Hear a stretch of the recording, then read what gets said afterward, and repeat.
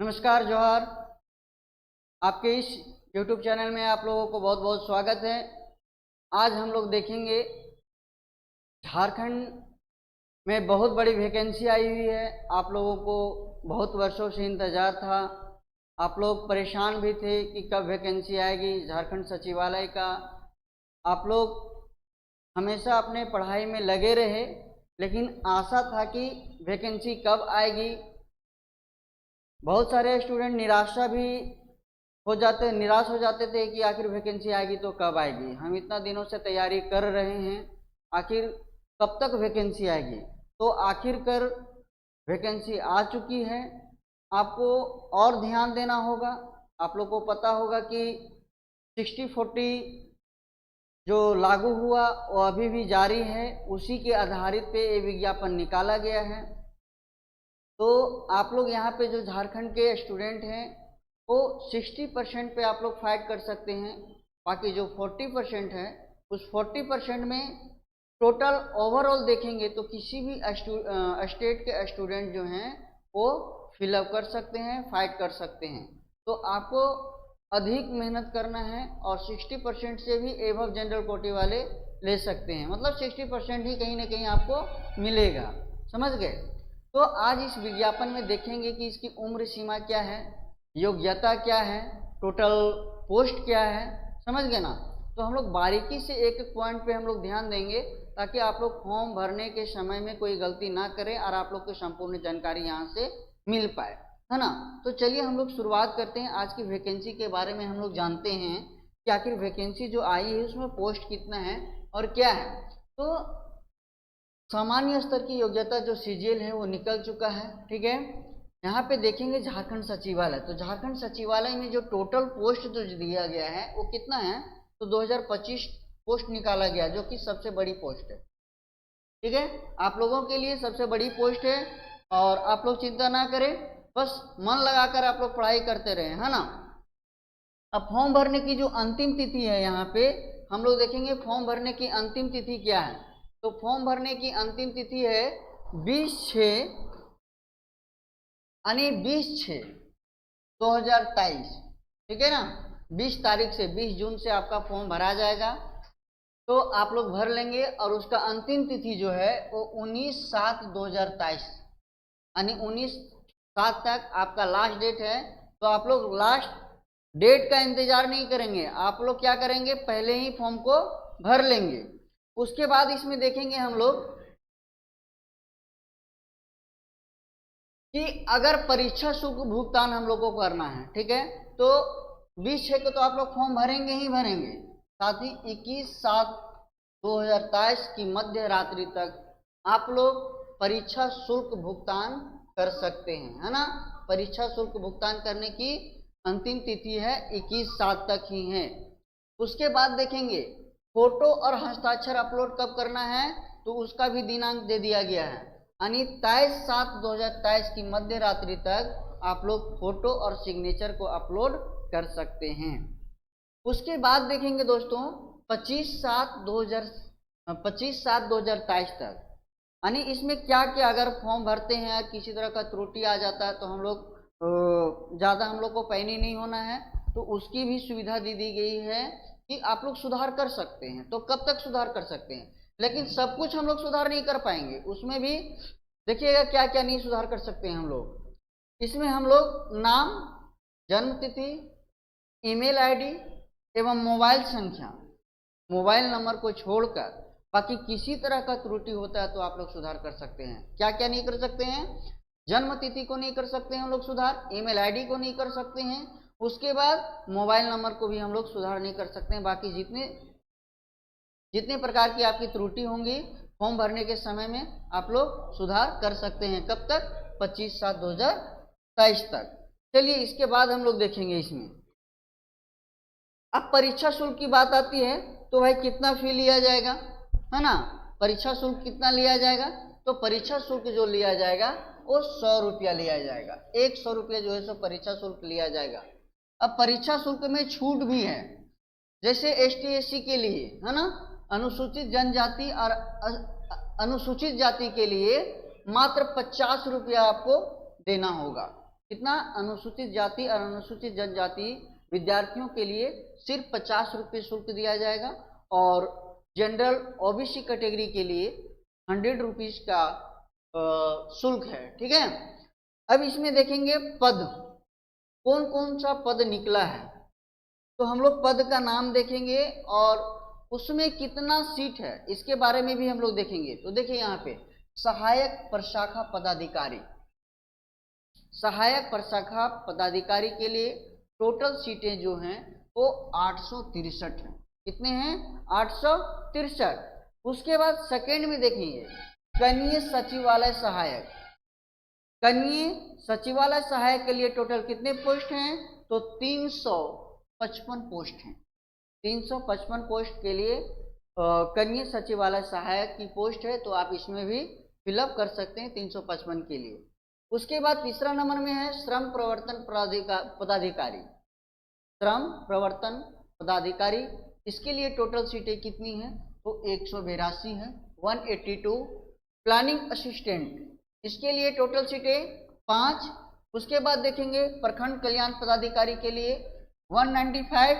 उसके बाद है प्रखंड आपूर्ति पदाधिकारी के लिए टोटल कितनी सीटें हैं? 252 सीटें हैं।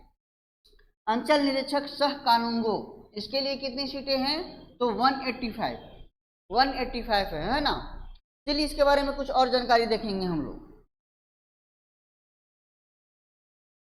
यहाँ पे देखेंगे पद नाम और वेतनमान, ठीक है, कि कौन सा शाखा के लिए कौन सा ग्रेड पे होगा और उसके लिए कितना वेतन होगा, ये भी देखेंगे। तो सहायक प्रशाखा पदाधिकारी, सहायक प्रशाखा पदाधिकारी, इसका ग्रेड पे लेवल है कितना? 7 है। इसकी जो सैलरी होगी वो 44,900 से लेकर, है ना, 1,42,400 तक की इसकी सैलरी होगी। उसकी बात करेंगे कनीय सचिवालय सहायक की, है ना, तो इसका ग्रेड पे लेवल होगा 2, जो कि 19,900 से शुरुआत है इसका वेतन, जो कि 63,200 तक का इसका वेतन मिलेगा। श्रम प्रवर्तन पदाधिकारी के लिए 35,400 रुपया है। उसके बाद देखेंगे इसका अधिकतम जो होगा वो 11, है ना, 1,12,400, कितना है? 1,12,400 तक का वेतन मिलेगा।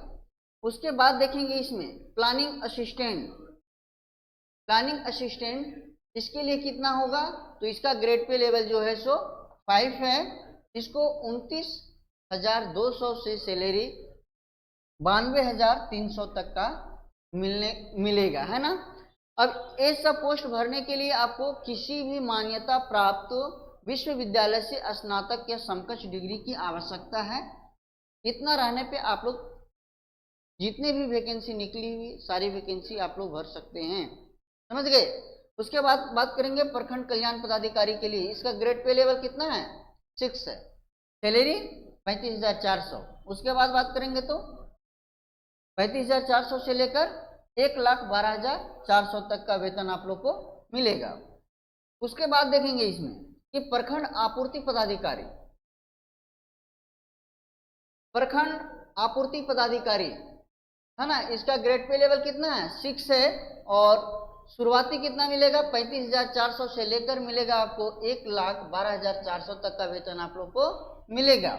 उसके बाद अंचल निरीक्षक सह कानूनगो में इसका ग्रेड पे लेवल जो है वो 6 है। इसमें 35,400 से लेकर 1,12,400 तक का वेतन मिलेगा।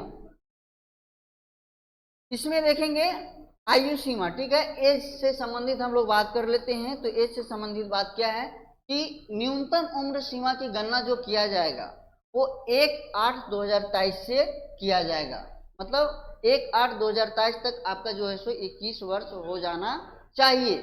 उसके बाद अधिकतम उम्र सीमा के संदर्भ में देखेंगे हम लोग कि 1/8/2019 तक आपका जो है सो गणना किया जाएगा। कब से कब तक? 21/8/2019 तक की अधिकतम जो उम्र सीमा है उसकी गणना 1/8/2019 से की जाएगी। इसके बाद देखेंगे इसमें कि सहायक, अब सभी विभाग का, ठीक है, सभी विभाग का जो अधिकतम उम्र सीमा की जो गणना की जो तिथि दी गई है वो आप लोग को यहाँ पे दे दिया गया है और मैं आप लोग को बताऊंगा। तो देखिए यहाँ पे सहायक प्रशाखा पदाधिकारी की जो उम्र सीमा की जो गणना की जाएगी वो 1/8/2015 से की जाएगी। कब से की जाएगी? 1/8/2015 से। उसके बाद देखेंगे कनीय सचिवालय सहायक के लिए कब से गणना किया जाएगा? 1/8/2019 से किया जाएगा। श्रम प्रवर्तन पदाधिकारी के लिए कब से किया जाएगा? 1/8/2010 से किया जाएगा। 1/8/2010। उसी तरह प्लानिंग असिस्टेंट की गणना कब की जाएगी आयु सीमा का? तो 1/8/2019। प्रखंड कल्याण पदाधिकारी 1/8/2010। 1/8/2010। प्रखंड आपूर्ति पदाधिकारी को कब से कब किया जाएगा? तो 1/8/2010 इसे भी किया जाएगा। उसके बाद अंचल निरीक्षक सह कानूनगो के लिए आयु सीमा का जो गणना किया जाएगा वो कब से किया जाएगा? तो 1/8/2010 से किया जाएगा, है ना। तो आप लोग देख रहे होंगे न्यूनतम उम्र सीमा कितना है? 21 वर्ष है। अब इसमें फिर और दिया गया है अधिकतम उम्र सीमा। तो अधिकतम उम्र सीमा के बारे में भी हम लोग देख लेंगे। तो अधिकतम उम्र सीमा जो है वो अनारक्षित जनरल कैटेगरी के लिए है 35 वर्ष। कितना है? 35 वर्ष है। और ओबीसी और जनरल कैटेगरी के लिए है 35 वर्ष। अत्यंत पिछड़ा वर्ग, अनुसूची एवं पिछड़ा वर्ग, अनुसूचित जनजाति सब के लिए है कितना? 37 वर्ष पुरुष के लिए। उसके बाद उसी तरह महिला की बात करेंगे तो महिला का है कितना? 38 ईयर्स। अधिकतम उम्र सीमा 38 ईयर्स जिनका हो चुका है या हो रहा होगा वो भी फॉर्म भर सकते हैं। अनुसूचित जनजाति और अनुसूचित जाति पुरुष एवं महिला के लिए कितना है? तो 40 वर्ष है। कितना है? 40 वर्ष। चलिए इसके बाद हम लोग इसमें देखेंगे कि टोटल जो आपका जो एग्जाम होगा, ठीक है, भाषा ज्ञान कुल प्रश्न जो अब इसमें होगा कि पेपर 1, पेपर 2 और पेपर 3 में आपका एग्जाम लिया जाएगा। ठीक है, पेपर 1, पेपर 2 और पेपर 3 में एग्जाम लिया जाएगा। तो पेपर 1 का जो एग्जाम होगा आपका, पत्र 1 में जो एग्जाम होगा वो 60 प्रश्न का होगा। टोटल 120 प्रश्न का होगा। टोटल कितने प्रश्न का होगा? 120 प्रश्न का होगा, जिसमें देखेंगे हिंदी से और इंग्लिश से आपको क्वेश्चन पूछा जाएगा। ठीक है, हिंदी और इंग्लिश से क्वेश्चन पूछे जाएंगे। 60 प्रश्न आपका क्या चीज से रहेगा? हिंदी से रहेगा। अंग्रेजी की बात करते हैं तो कितना प्रश्न रहेगा? इससे भी 60 प्रश्न रहेगा। लेकिन दोस्तों आप लोग ध्यान दीजिएगा, इसमें जो उत्तीर्णांक होने की जो प्रतिशत है वो कितना प्रतिशत होगा? तो 30% होगा। यानी दोनों मिलाकर आप लोग 30% अंक ला सकते हैं, तो आप लोग क्वालिफाइंग हो जाएंगे। इसमें सिर्फ और सिर्फ क्वालिफाइंग होना है, मतलब 36 नंबर भी ले लाएंगे तो आप लोग पास हो जाएंगे। इसमें दोनों में से किसी में से भी, अगर हिंदी में भी लाना चाहते हैं तो सिर्फ हिंदी से ले लाइए, या इंग्लिश से लाना चाहते हैं तो इंग्लिश से लाना चाहते हैं। बहुत बार ऐसा होता है कि चलिए ना क्वालिफाइंग पेपर है, हम लोग नहीं पढ़ेंगे तो भी हो जाएगा, लेकिन नहीं, इसमें भी आप लोग को ध्यान दे देना है। कभी कभी होता है कि इसमें पेपर 2 और पेपर 3 में अच्छा ले लाएं और पेपर 3 में ही हम लोग चले गए, है ना। तो ऐसा नहीं, पेपर 1 में ही चले गए, तो ऐसा काम आप लोग को नहीं करना है। उसके बाद देखेंगे पेपर 2 की बात करते हैं। तो पेपर 2 जो होता है वो क्षेत्रीय भाषा से लिया जाता है। जो हम लोगों का जो क्षेत्रीय भाषा है, लैंग्वेज है, रीजनल लैंग्वेज है, उससे आपको चूज करना होगा और उससे पढ़ना होगा और उससे 100 नंबर के क्वेश्चन पूछे जाएंगे। टोटल कितने नंबर के क्वेश्चन पूछे जाएंगे? 100 नंबर के क्वेश्चन। इसमें बहुत सारा क्षेत्रीय भाषा है। जो एग्जाम होगी आपको 2 घंटा की एग्जाम होगी, है ना। तो इसमें हिंदी है, अंग्रेजी, उर्दू, संथाली, बंगला, मुंडारी, हो, खड़िया, कुड़ू, ये सब सारे जो है क्षेत्रीय भाषा है। इससे आपको कितना क्वेश्चन पूछे जाएंगे? 100 नंबर। और आप लोग की क्षेत्रीय भाषा पे आप लोग को विशेष ध्यान देना होगा। आप लोग का नंबर का जो स्कोरिंग होगा आपको ज्यादातर वहीं से होगा, है ना। उसके बाद करते हैं पत्र संख्या 3 यानी पेपर 3 की बात करेंगे। तो इससे कुल 150 नंबर क्वेश्चन पूछे जाएंगे। कितने? 150 नंबर के क्वेश्चन पूछे जाएंगे, है ना। और परीक्षा अवधि की जो समय रहेगा कितना रहेगा? 2 घंटा रहेगा। तो सामान्य अध्ययन से कितने प्रश्न पूछे जाएंगे? तो 30 प्रश्न पूछे जाएंगे। सामान्य विज्ञान की बात करेंगे तो जनरल साइंस से 20 नंबर, सामान्य गणित मैथ से कितने क्वेश्चन? 20 प्रश्न पूछे जाएंगे। मानसिक क्षमता रीजनिंग से कितना? 20 प्रश्न। कंप्यूटर का ज्ञान से कितना? तो इससे भी 20 प्रश्न पूछे जाएंगे। अब एक आ गया आपका झारखंड राज्य से संबंधित ज्ञान। झारखंड राज्य से संबंधित ज्ञान के कितने प्रश्न पूछे जाएंगे? तो टोटल 40 प्रश्न पूछे जाएंगे और इससे मिलाकर टोटल हो जाता है कितना? 150 प्रश्न हो जाते हैं। 150 प्रश्न आपका, इसमें भी क्वालिफाइंग कहीं ना कहीं देखेंगे तो 30% है, लेकिन कहीं ना कहीं हम लोग देखेंगे ये भी कि 30% लाने से कुछ नहीं होने जाने वाला है। कंपटीशन टफ है, आप लोग को पढ़ना होगा, जितना से जितना ज़्यादा स्कोरिंग करना होगा तभी आपका सिलेक्शन हो सकता है। चलिए इसमें और देखेंगे हम लोग, ठीक है। तो आज का वीडियो हम लोग का यहीं समाप्त हुआ। तो आप लोग को और मैं बता दूं कि हमारे यहाँ ऑफलाइन, ठीक है, ऑफलाइन और ऑनलाइन की सुविधा है।